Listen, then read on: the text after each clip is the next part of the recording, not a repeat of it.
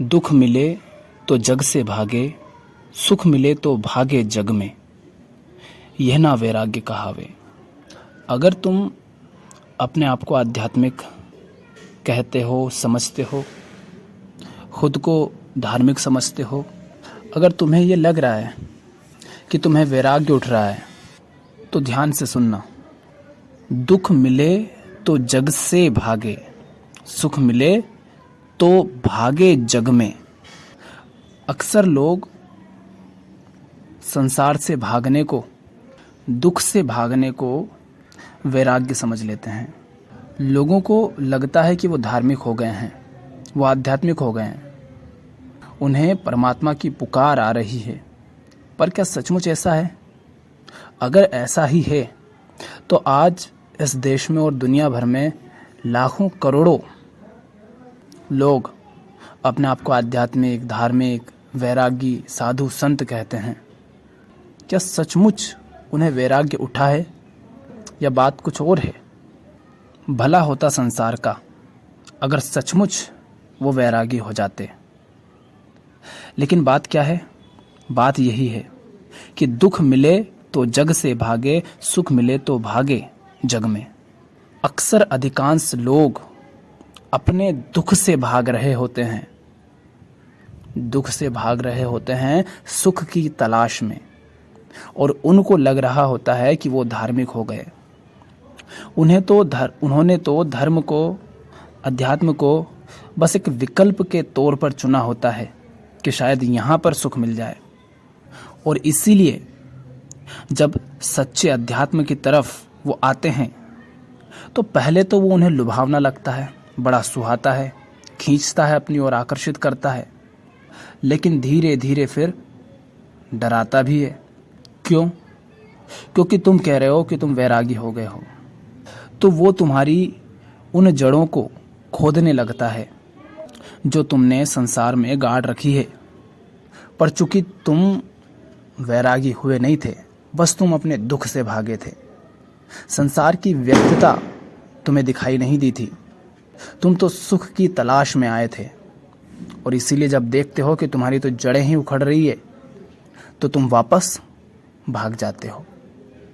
तो आप भी अगर पूरी ईमानदारी से अपने अंदर झांकें तो संभावना इसी बात की है कि आप पाएंगे कि आप भी वास्तव में अध्यात्म की ओर नहीं आए हैं, आप परमात्मा की ओर नहीं आए हैं, आप वैरागी नहीं हुए हैं, बल्कि आप सिर्फ अपने दुखों से, अपनी समस्याओं से, अपनी पीड़ाओं से भाग रहे हैं।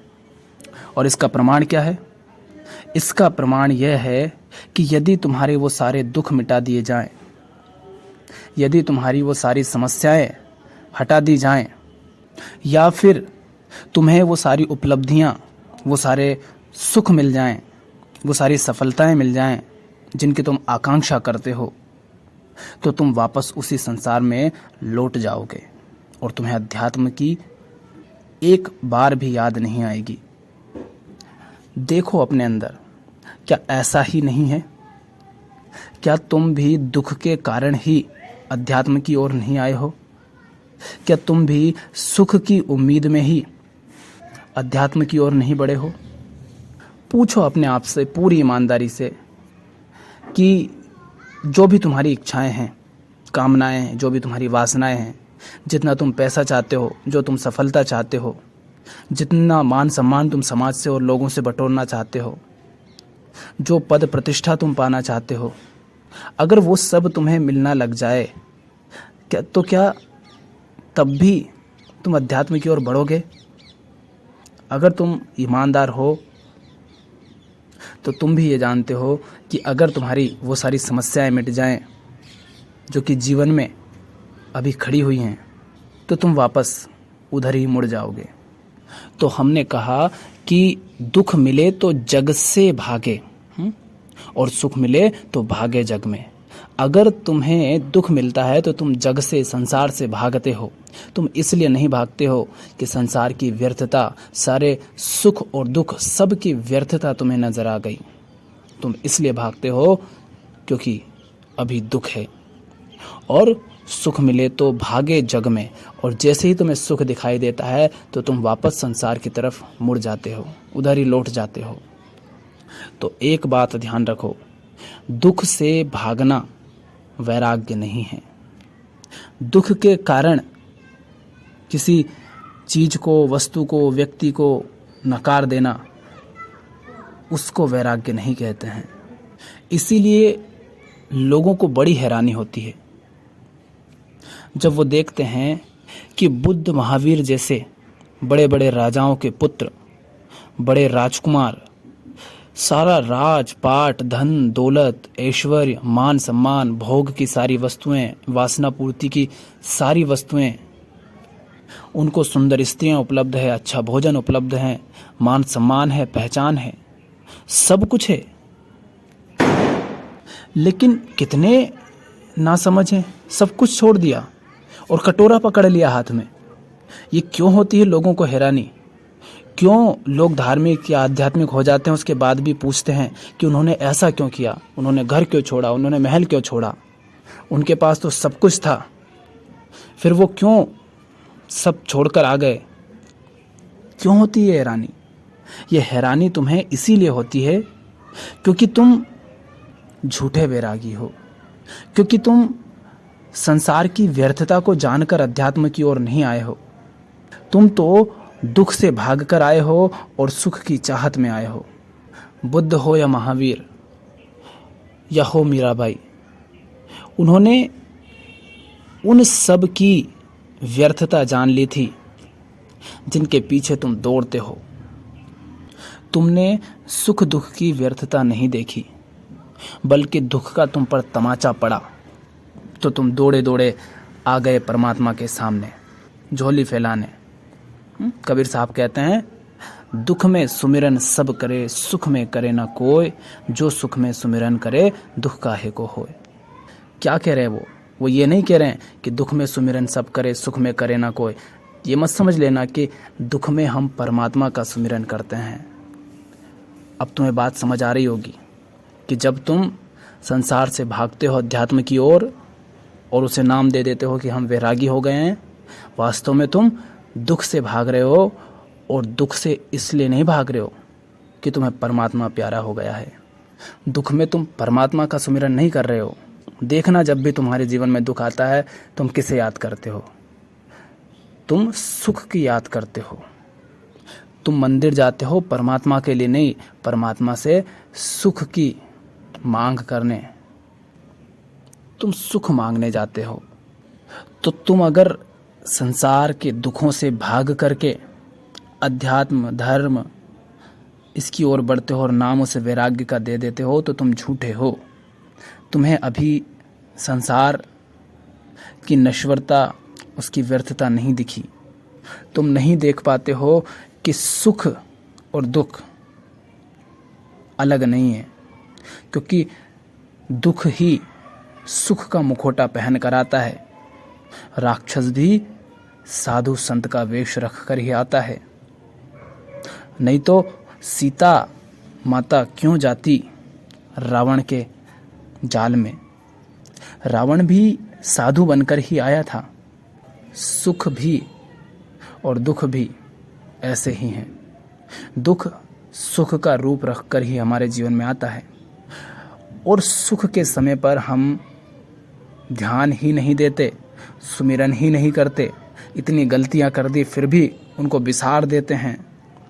सुख के समय हम देखते ही नहीं कि ये वास्तव में सुख है भी या ये भी दुख ही है। बुद्ध ने, महावीर ने सुख के समय में सुमिरन किया और उन्होंने सुमिरन सुख का नहीं किया, क्योंकि सुख के समय तो वो सुमिरन कर रहे हैं, वो कर रहे हैं परमात्मा का, वो कर रहे हैं सच्चाई को जानने का सुमिरन कि सच्चाई क्या है, ये दुख सुख का खेल क्या है। वो देख रहे हैं कि उनके पास सब कुछ है लेकिन फिर भी कुछ कमी है। तो जब तुम्हारा जीवन सफलताओं से भरा हो, सारे ऐशो आराम से, ऐश्वर्य से भरा हो, लेकिन उसके बाद भी तुम उनकी व्यर्थता को जानो और फिर कहो कि नहीं, अब तो आध्यात्मिक होना होगा, अध्यात्म की ओर बढ़ना होगा, सब कुछ है तुम्हारे पास, किंतु फिर भी वो सब व्यर्थ है, तुम्हारी प्यास बुझा पाने में नाकाबिल है, पूरा नहीं पड़ रहा, तब जानना कि तुम सचमुच वैरागी हुए हो।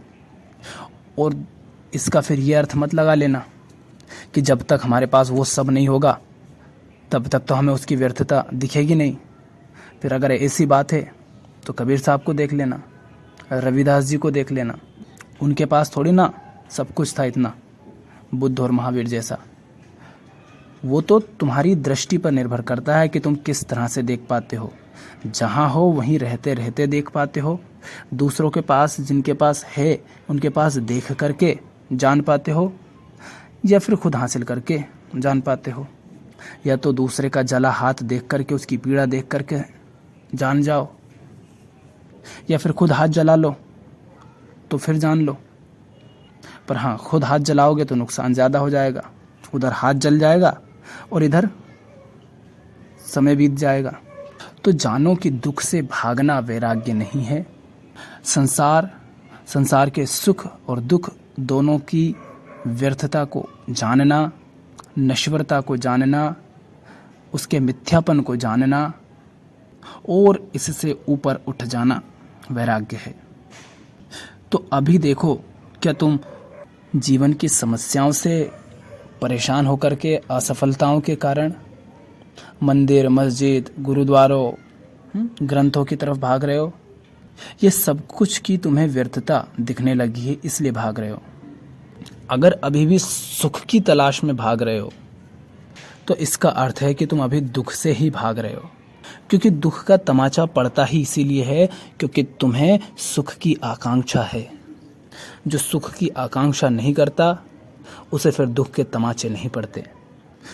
तो अक्सर हम यही देखते हैं, अगर ईमानदारी से देखा जाए तो लोग अध्यात्म की ओर वैसे ही बढ़ते हैं जैसे कोई छोटी नौकरी को छोड़ करके बड़ी नौकरी की तरफ जाता है। नौकरी को अब भी उसने पकड़ रखा है, बस अब वो बड़ी की तलाश में है। तो अगर वो मिल भी जाएगी तो पहले छोटी गुलामी थी, अब बड़ी गुलामी करोगे। पहले छोटा बोझ था, अब बड़ा बोझ हो जाएगा, किंतु बंधन में तो बंधे ही हुए हो। तो इस तरह का झूठ अपने आप से मत बोलना। अगर बढ़ो आगे तो ऐसे बढ़ो कि पीछे लौटने की फिर संभावनाओं के सारे पुल तोड़ डालो, सारे पदचिन्ह मिट जाएं, कोई पदचिन्ह छूटने ना पाए पीछे, वापस लौटने का कोई विकल्प ना रहे। अगर तुम वापस लौटने के विकल्प बनाते हो, बचा कर रखते हो, अगर तुम इस तरह आते हो कि कोई तुम्हें सुख दिखाए और वापस लौट जाओ, तो व्यर्थ परेशान होगे और कुछ ना मिलेगा। किसी को पैसे नहीं मिल रहे हैं, किसी को नौकरी नहीं मिल रही है, कोई बार बार फेल हो रहा है, किसी के बच्चे नहीं सुनते, किसी को प्यार में धोखे मिले हैं, कोई अपनी वासना से परेशान है, किसी को दुनिया डराती है, किसी को किसी ने धोखा दे दिया है। यदि इन सारी समस्याओं से परेशान होकर के तुम अध्यात्म की ओर बढ़ते हो और अपने आप को आध्यात्मिक समझ लेते हो, तो ये गलती है, ये भ्रम है। इसका नाम अध्यात्म नहीं है, क्योंकि जिससे धोखा मिला अगर वो साबित हो जाए कि उसने धोखा नहीं दिया तो तुम वापस उसके पास लौट जाओगे। पैसे नहीं थे, पैसे मिल जाएंगे तो वापस लौट जाओगे। सफलता नहीं मिली और मिल जाएगी तो वापस लौट जाओगे। तो इस तरह जो कोई भी बढ़ता है आगे, वो कहीं नहीं पहुंचता, वो बीच में ही अटका रहता है। ना तो वो संसारी हो पाता है, ना आध्यात्मिक, ना वो दुर्योधन बन पाता है और ना कृष्ण। उसकी हालत अर्जुन जैसी हो जाती है, बीच में फंस जाता है, तड़पता बहुत है। फिर वो ना घर का बचता है ना घाट का। अगर जीवन में समस्याएं हैं तो अपनी समस्याएं से लड़ो, उनको ठीक करो, उसे अध्यात्म का, धर्म का झूठा नाम मत दो, क्योंकि वो तुम्हें ही दुख देगा नहीं तो फिर। और जब सचमुच व्यर्थता दिख जाएगी तो तुम फिर असली वैरागी बनोगे।